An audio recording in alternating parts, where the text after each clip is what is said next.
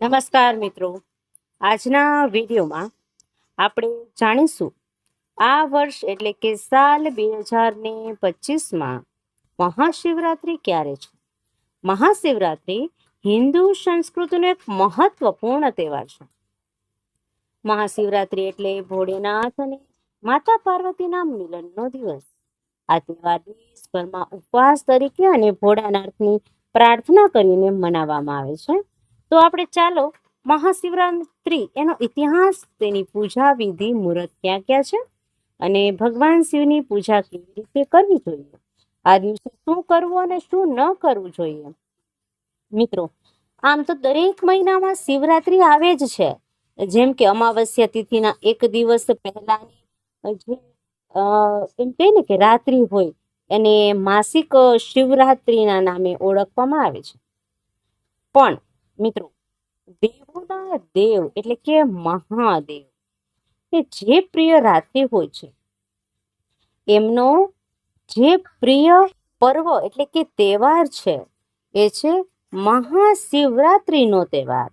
અને મહાશિવરાત્રિ એટલે શિવની મહાન રાત્રિ.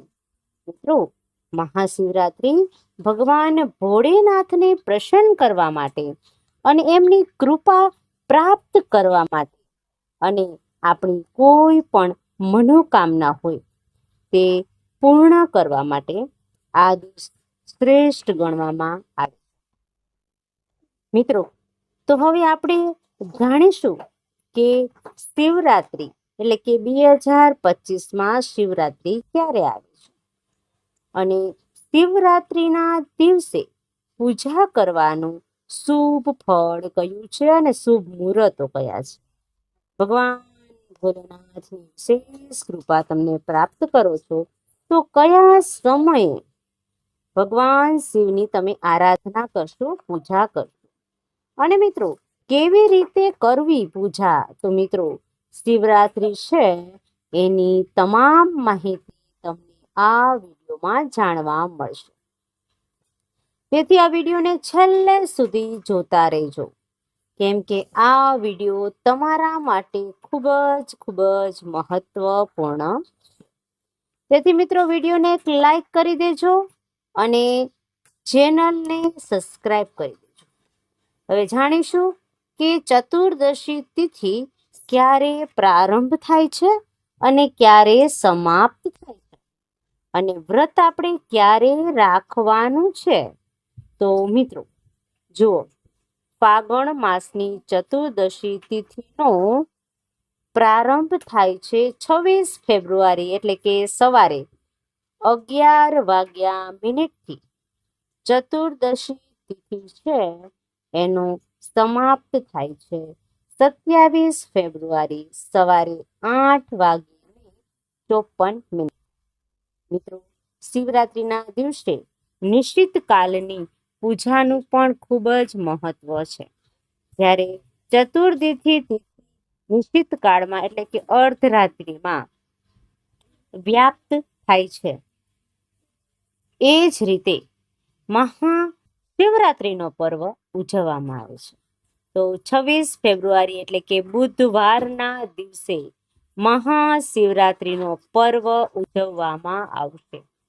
શાસ્ત્રો અનુસાર એવું કહેવામાં આવે છે કે મિત્રો, મહાશિવરાત્રિના દિવસે રાત્રે પ્રત્યેક શિવલિંગમાં ભગવાન ભોળાનાથનો વાસ હોય જ છે. અને જે ભક્ત આ દિવસે ભગવાન ભોલેનાથની પરમાત્માની આરાધના કરશે, એના જીવનમાં આવતી તમામ પ્રકારની સંકટો હશે જે એ બધા નાશ પામશે. તેથી તમે ભોળાનાથના ભક્તો માટે મહાશિવરાત્રિનો દિવસ ખૂબ જ વિશેષ મહત્વનો હોય છે. તો મિત્રો, હવે આપણે શિવરાત્રિના દિવસે ભગવાન ભોલેનાથની પૂજા માટે શુભ મુહૂર્ત વિશે જાણીશું. તો 26 જાન્યુઆરીના દિવસે પહેલું શુભ મુહૂર્ત છે સાંજે 6:19 રાત્રે 9:26 સુધી. પૂજા માટે બીજું શુભ મુહૂર્ત છે મિત્રો, રાત્રે 9:26 થી રાત્રે 12 વાગે અને 34 સુધી. મિત્રો, ભગવાન ભોલેનાથની પૂજા માટે ત્રીજું મુહૂર્ત છે અને પ્રાપ્ત થાય છે 26 ફેબ્રુઆરીના દિવસે રાત્રે 12:34 થી પ્રાતઃ એટલે કે સવારે 3:41 સુધી.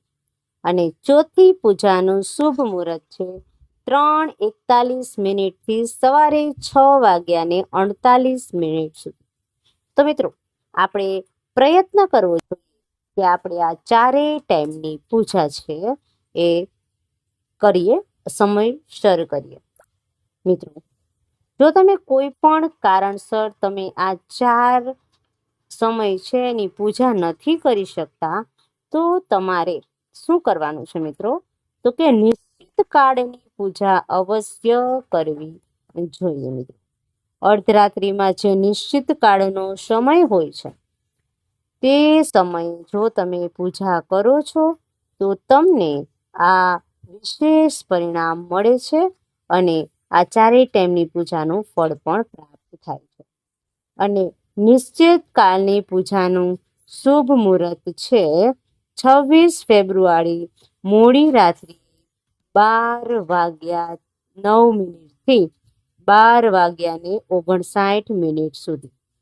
અને જો તમે શિવરાત્રિનું વ્રત કરો છો તો શિવરાત્રિ વ્રતના પારણાનું મુહૂર્ત છે મિત્રો 27 ફેબ્રુઆરી સવારે 6:48 થી મિત્રો સવારે 8:54 સુધી. મિત્રો, ભગવાન શિવને પ્રસન્ન કરવા માટે વધારે ના કરી શકો તો શિવલિંગ ઉપર 1 લોટો જળ તમારે અવશ્ય ચડાવવાનું છે. હા મિત્રો, ભગવાન શિવની પ્રિય વસ્તુઓ હોય તો તમારે અવશ્ય ભગવાન શિવને અર્પણ કરવી જોઈએ, અર્પિત કરવી જોઈએ. કોઈ તમારી મનોકામના હોય તો તે પણ મનોકામનાને પૂર્ણ કરવા માટે ભગવાન શિવને તેમની પ્રિય વસ્તુ જરૂર અર્પણ કરવી જોઈએ. જેમ કે તમે માનસિક રૂપથી ખૂબ જ અશાંત રહો છો, પરેશાન રહો છો તથા તણાવમાં રહો છો, તો ભગવાન શિવની પૂજા કરતી વખતે તમારે એક વસ્તુનું ધ્યાન અવશ્ય રાખવાનું છે. તમારે ભગવાન શિવને કાળા તલ જરૂર અર્પણ કરવા જોઈએ.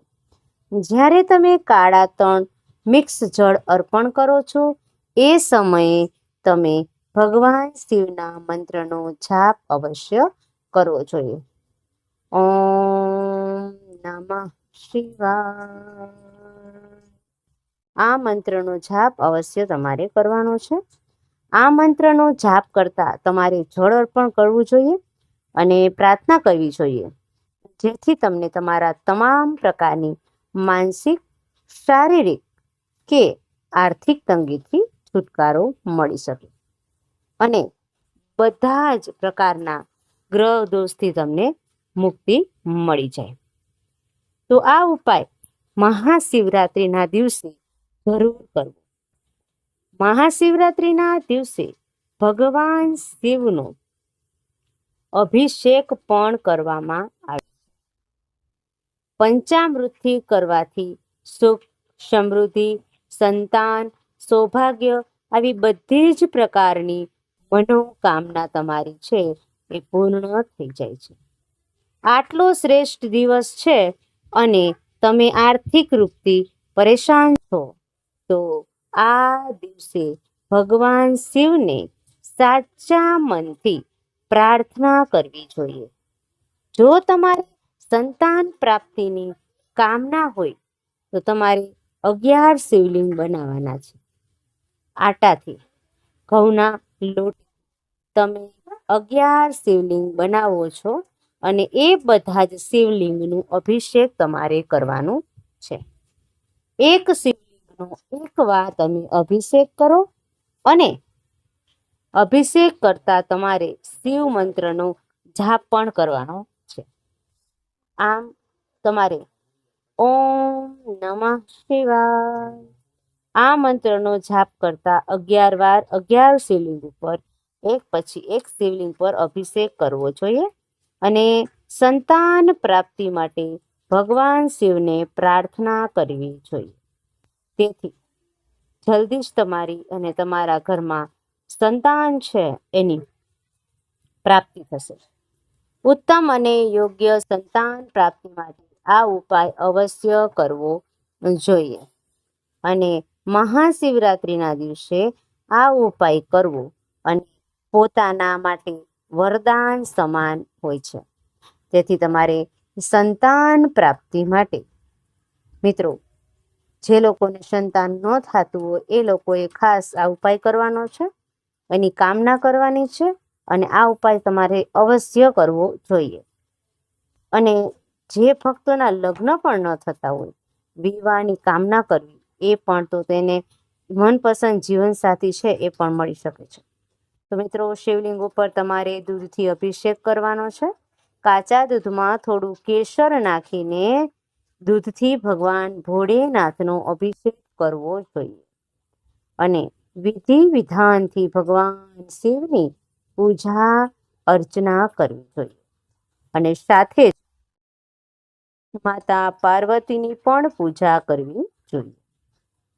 ભગવાન શિવ અને માતા પાર્વતીની એક સાથે પૂજા કરવાથી વિવાહની સમસ્યા જે કાંઈ છે એ તમારી પરિપૂર્ત થશે, પૂર્ણ થશે, મનપસંદ જીવનસાથી મળશે અને આ જ ઉપાય તમારા જીવનની અંદર દાંપત્ય જીવન છે એને સુખમય બનાવશે.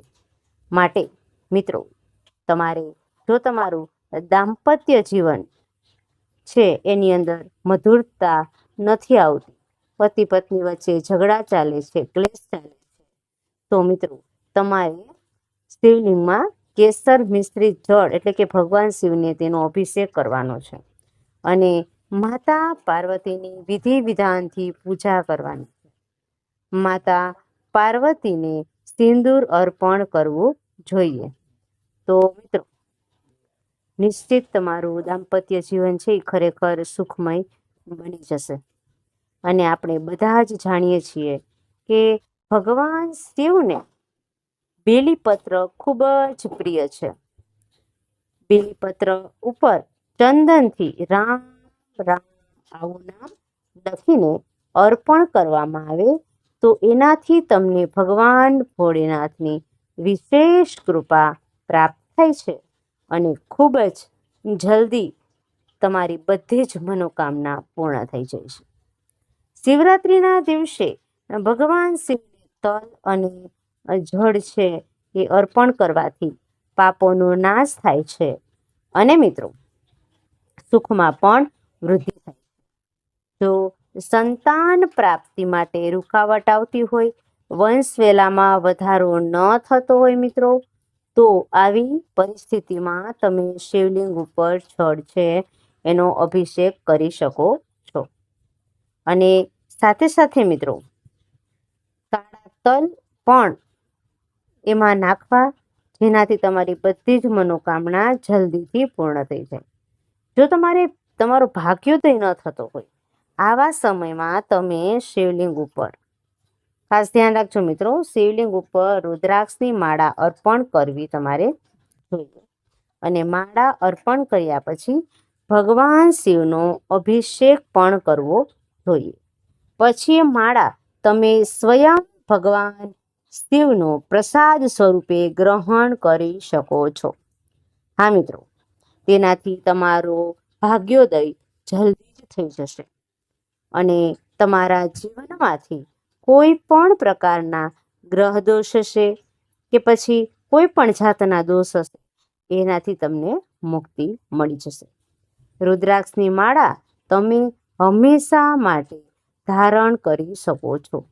પણ એક વાતનું ખાસ ધ્યાન રાખવું જોઈએ મિત્રો કે માંસ, મચ્છી, દારૂ વગેરેનું સેવન છે એ રુદ્રાક્ષની માળા પહેરીને ન કરવું જોઈએ. જો તમે રુદ્રાક્ષની માળા ગ્રહણ કરો છો તો મિત્રો તમારે આ બધા સાત્વિક ખોરાક છે એનું જ સેવન કરવાનું છે. આવા ખોરાકો છે એનું સેવન કરવાનું નથી. મહાશિવરાત્રિના દિવસે સાંજે શિવજીના મંદિરમાં અથવા તો ઘરની આસપાસ કોઈ બિલીનું વૃક્ષ હોય તો તમે એક દીપદાન કરો તો તેનાથી તમારી મનચાહી મનોકામના છે એ પૂર્ણ થઈ શકે છે. અને ધનની પ્રાપ્તિ પણ કે સંતાનની પ્રાપ્તિની ઈચ્છા હશે તે પણ બધી પૂર્ણ થશે. વિવાહિત હશે એના દાંપત્ય જીવનમાં સુખ આવશે, એની મનોકામના પૂરી થશે અને સમસ્ત મનોકામના એક દીપદાન કરવાથી પૂરી થઈ જાય છે. મિત્રો, તમે સાચા મનથી ભક્તિભાવથી તમે આ પૂજા કરશો તો તમારે બિલીના વૃક્ષ નીચે એક દીપદાન જરૂર કરવું જોઈએ. તો મિત્રો, આશા કરું છું કે આ વિડીયો તમને પસંદ આવ્યો હશે.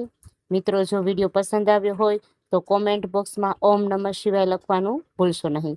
મિત્રો, હવે મળીશું નવા ટોપિક સાથે. ત્યાં સુધી બધાને મારા રાધે રાધે.